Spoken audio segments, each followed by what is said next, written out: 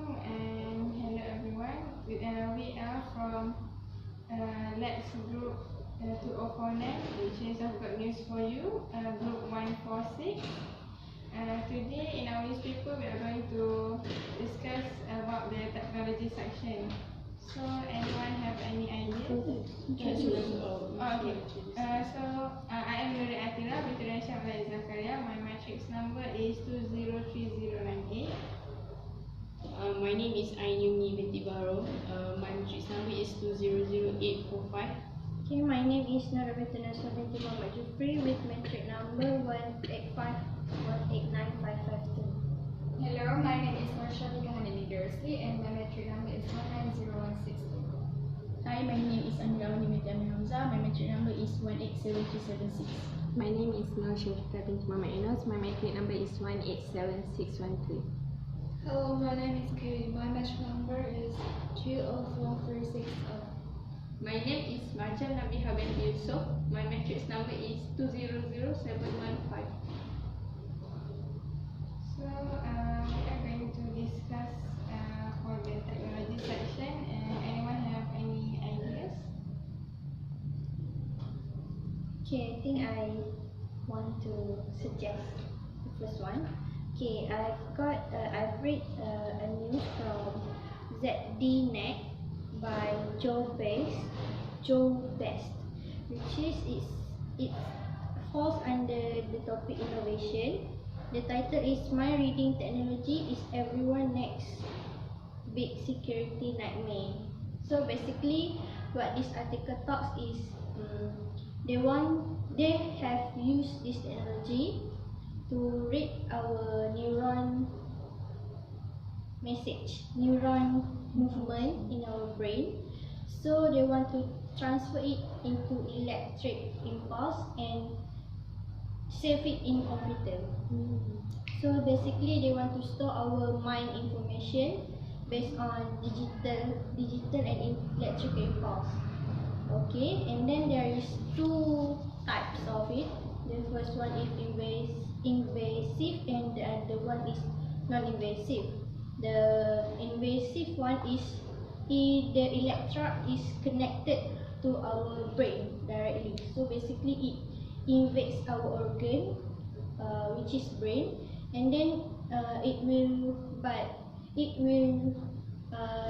read our minds directly from it and store in computer. And the other one is, but the example of invasive is such as the one that machine connected to a paralyzed person that makes her hands can move, or limbs, or like automated machine that connect to her legs so that she can move. That is one of example of invasive. And then the other one, non-invasive one, is just it just reads our emotion and the way we talk. It just reads our behavior and keep it as information in their database. But the thing is, Facebook has bought the company that runs this technology. So basically, I think it's still in debating whether it is good or not, but the technology is there. So it is quite new and fearful because I think by having that technology, they can predict how we are, how we will react, and what we will do, and maybe they can manipulate our mind also. So any other suggestion? I would like to give another suggestion. This is what I read from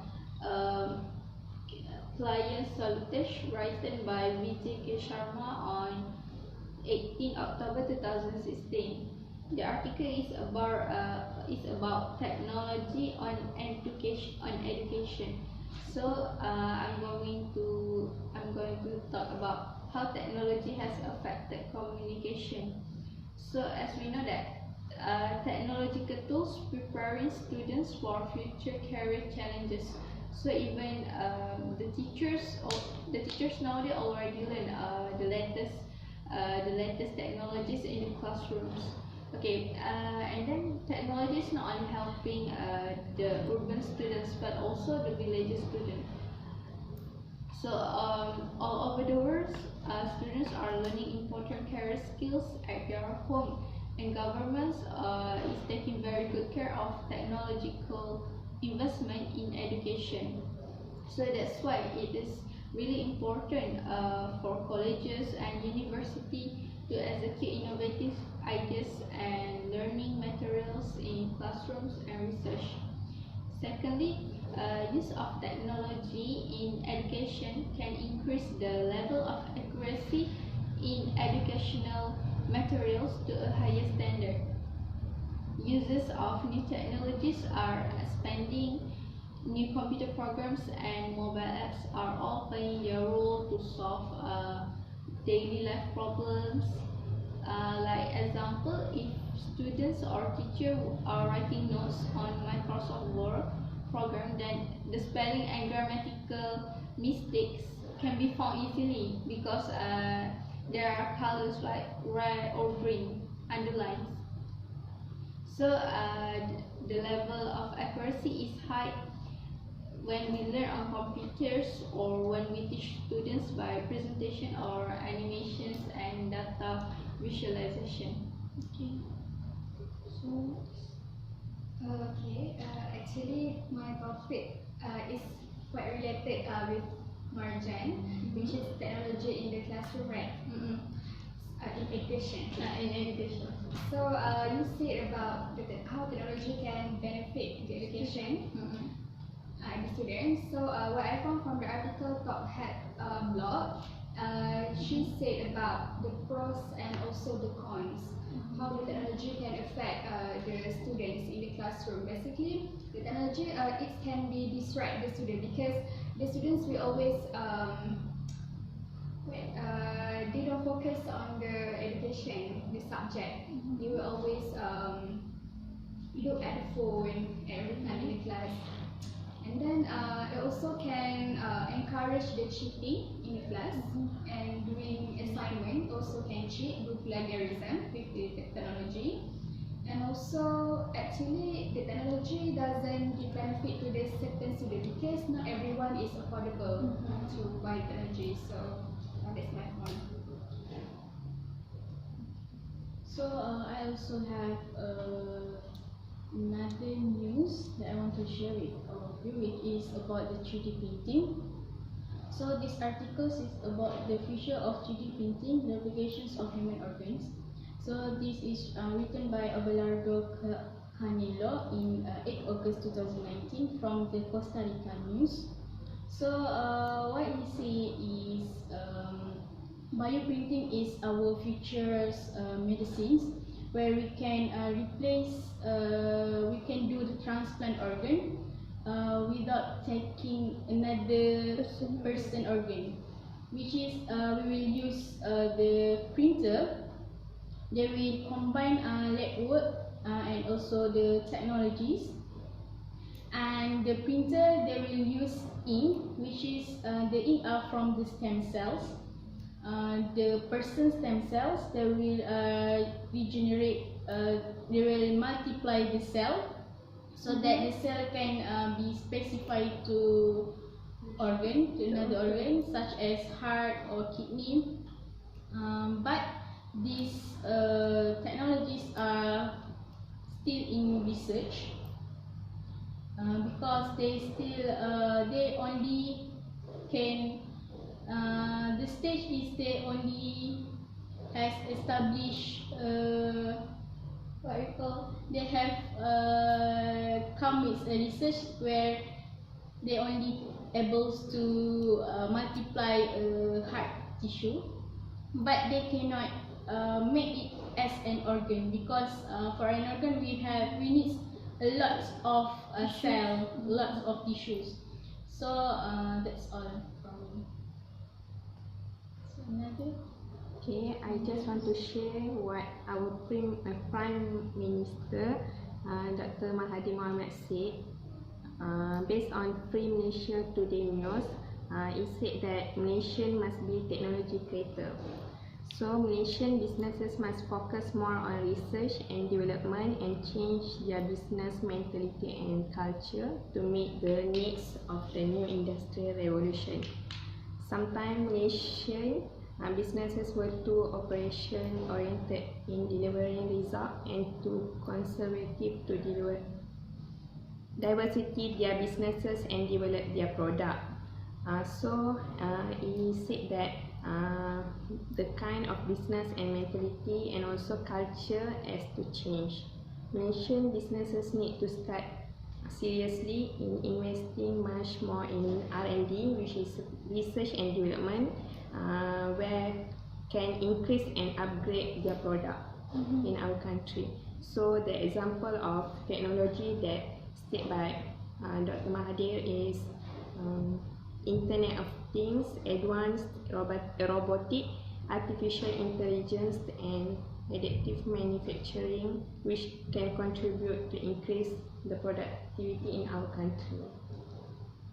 So this more focus on to produce a new product in our country. So anything else? I would like to talk about this article I found on time.com written by Mandy Okander on April 2016. The title is How Your Smartphone is Ruining Your Relationships. Okay. So, smartphones are far more invasive and demanding of our time, connecting us to the world in vastly more ways than the flip phone does. So, she says that the relationship is ruined not because of the smartphone itself, it is because how we use it. But it depends on how much we use it and we need the smartphone for ourselves. So when we use the smartphones, it will take away our time and attention from other people. So it focuses more on the virtual life in their phones.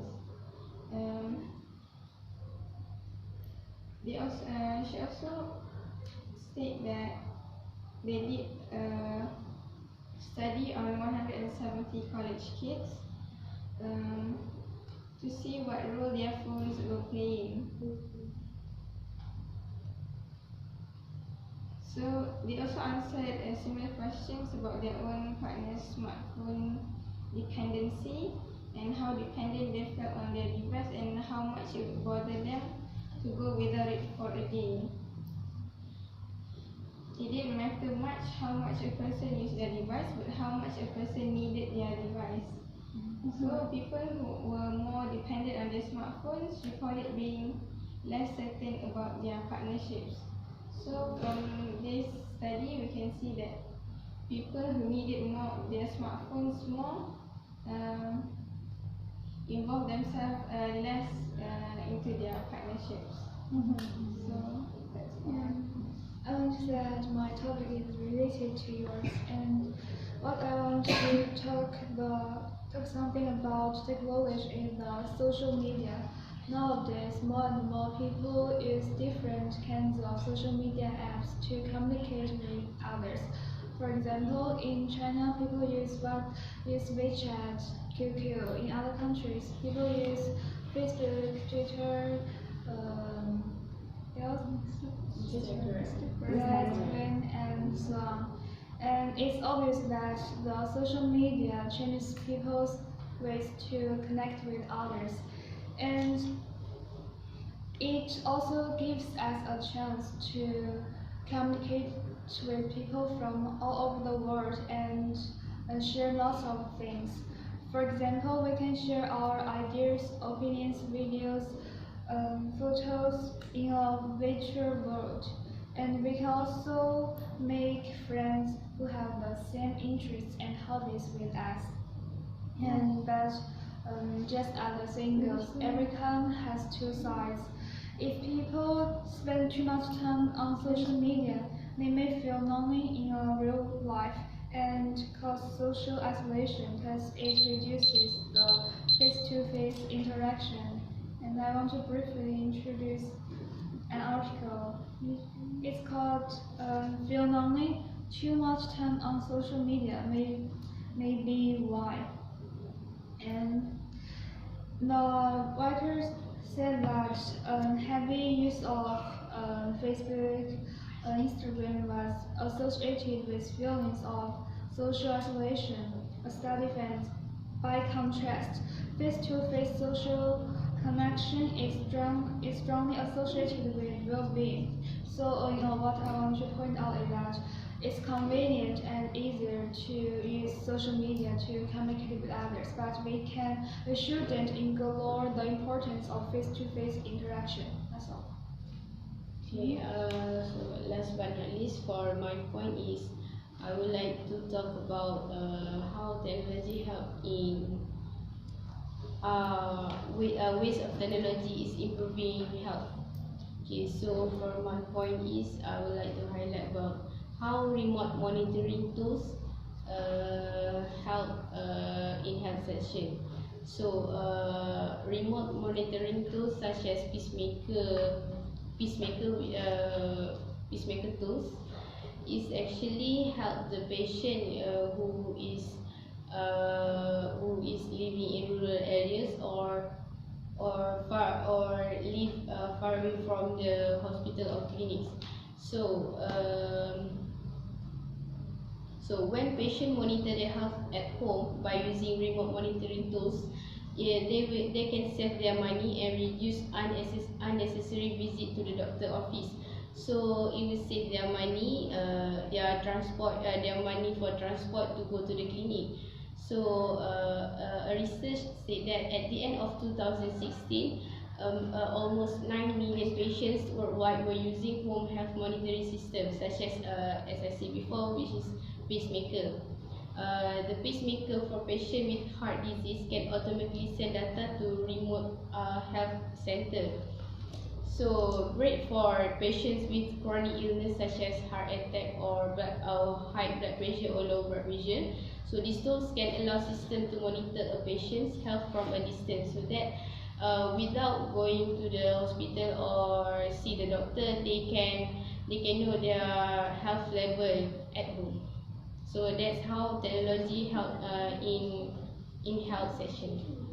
So that's all. That's all for our technology section. So we are going to vote for the two titles. The first one is or two themes for the technology section. The first one is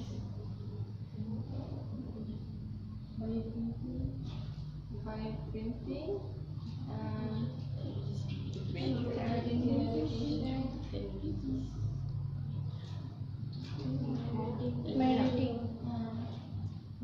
Mind reading technology. technologies in health. So, who wants to vote for the 3D printing theme?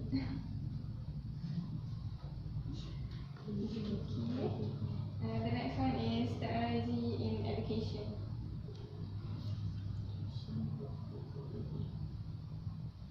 And the other one is technologies in health.